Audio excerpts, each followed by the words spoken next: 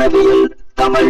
Friends, நான் Gopinath. Vahanaviyal Tamil mechanical YouTube channel. இந்த வீடியோவில் நம்ம என்ன பார்க்க போகிறோம்னா, ஒரு Bajaj Pulsar 150 BS4 model corporate வண்டி தான். இதில் வந்து ஐட்லிங் கம்ப்ளைண்ட். வண்டி வந்து ரன்னிங்கில் ஆஃப் ஆகுது. இதுதான் கம்ப்ளைண்ட். வண்டி வந்து ஸ்டார்ட் பண்ணிங்கன்னா ஐட்லிங் ஆடும். ஒரு 2-3 செகண்டில் மறுபடியும் ஆஃப் ஆகிடும். மறுபடியும் ஸ்டார்ட் பண்ணிங்கன்னா மறுபடியும் ஐட்லிங் ஆடும். ஒரு 2-3 செகண்டில் மறுபடியும் ஆஃப் ஆகிடும். இதை செக் பண்ணி பார்க்கலாம் பாருங்கள். வண்டியை ஸ்டார்ட் பண்ணால் ஐட்லிங் ஆடுது. 1.5 இருக்குது. அவ்வளோதான். டக்குன்னு ஒரு சவுண்டு கேட்டு ஆஃப் ஆகிடுது.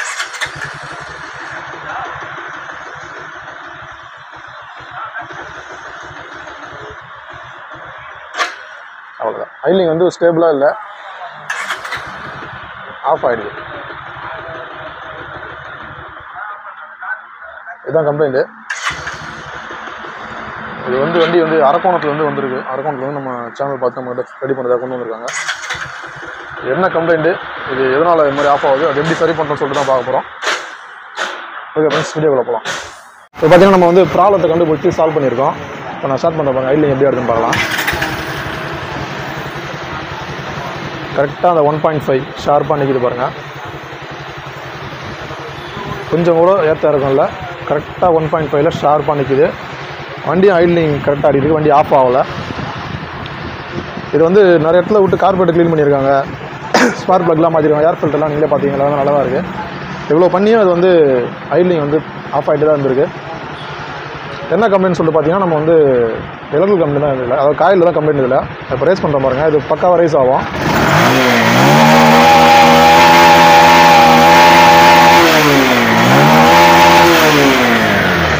அதே மாதிரி ஐட்லிங்கும் பக்காவாக ஆடும். 1.5 ஷார்ப்பாக நிற்கிது பாருங்கள், ஆஃப் ஆகலை. இது வந்து சிடிஐ தான் ப்ராப்ளம். இதோட பழைய சிடிஐ தான் ப்ராப்ளம்.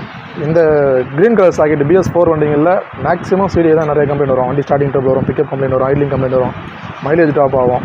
இதை பார்த்தாலும் தெரியும். இந்த இடத்துல வந்து பார்த்தீங்கன்னா கொஞ்சம் மேடாக உப்பி போயிருக்கு, கொஞ்சம் உப்புன மாதிரி இருக்குது சிடிஐ. இந்த சிடிஐ தான் ஃபால்ட். இதுக்கு பதிலாக நம்ம வந்து பார்த்திங்கன்னா வேறு சிடிஐ போட்டிருக்கோம். அந்த சிடிஐ எப்படி இருக்குன்னு பார்ப்போம். இப்போ பார்த்திங்கன்னா நம்ம புது சிடிஐ தான் மாற்றிருக்கோம். இதுக்கு ஒரு சின்ன டிஃப்ரெண்ட் பார்ட் நம்பர் தான் டிஃப்ரெண்ட் வரும். இது வந்து 1072, இது 1118. ஆனால் இது ரெண்டுமே சேம் தான், போடலாம், பிரச்சனை இல்லை.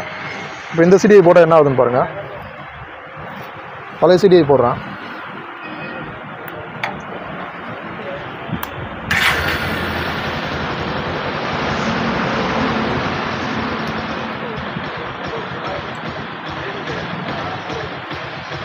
வண்டியோட ஐட்லிங்கே தெரியும், டவுன் ஆகிடுச்சு. ஸ்டேபிளாக இல்லை.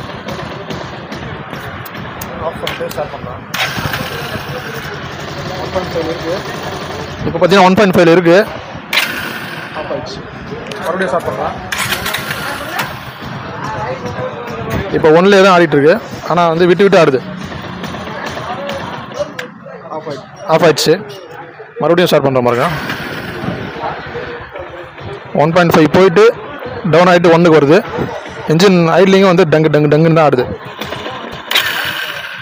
சுத்தமாக ஆஃப் ஆகிடுது. இதுதான் அந்த சிடியோட கம்ப்ளைண்ட்டு. நம்ம இந்த புது சிடியை போட்டால் எப்படி ஆடுதுன்னு பார்க்கலாம். இப்போ பழைய சிடியை கழட்டி எடுத்துகிட்டு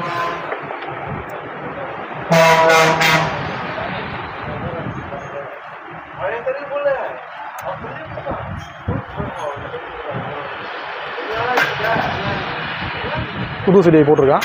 இப்போ ஸ்டார்ட் பண்ண பாருங்க. ஐட்லிங் சும்மா ஷார்ப்பாக ஆடுது பாருங்கள், கொஞ்சம் கூட வித்தியாசம் இல்லை, சூப்பராக ஆடுது பாருங்கள். இதுதான் கம்ப்ளைண்ட்டு. நம்ம ப்ராப்ளத்தை கண்டுபிடிச்சி சால்வ் பண்ணியிருக்கோம். இது மாதிரி BS4 பல்சரில் உங்களுக்கு இந்த மாதிரி கம்ப்ளைண்ட் வருதுன்னா ஃபஸ்ட்டு சிடியை செக் பண்ணி பாருங்கள். வேணா கையில் ஒரு ஸ்பேர் சிடியை வச்சிங்க, அது பெஸ்ட்டு. ஒன்ஸ் நீங்கள் வாங்கி வச்சுட்டு எல்லா வண்டியும் செக் பண்ணிடலாம் போட்டு. நம்ம அடிக்கடி செலவு பண்ண வேண்டிய அவசியம் இல்லை. இப்போ சிடியை மாற்றினதுக்கப்புறம் பக்கா ஐட்லிங் ஆடுது. ஓகே ஃப்ரெண்ட்ஸ், வீடியோ பிடிச்சா லைக் பண்ணுங்கள். வீடியோ சந்தேகம் குறைகள் தவிர நம்ம கமெண்ட்டில் சொல்லுங்கள். நம்ம சேனல் பிடிச்சா சப்ஸ்கிரைப் பண்ணி சப்போர்ட் பண்ணுங்கள். Thank you friends.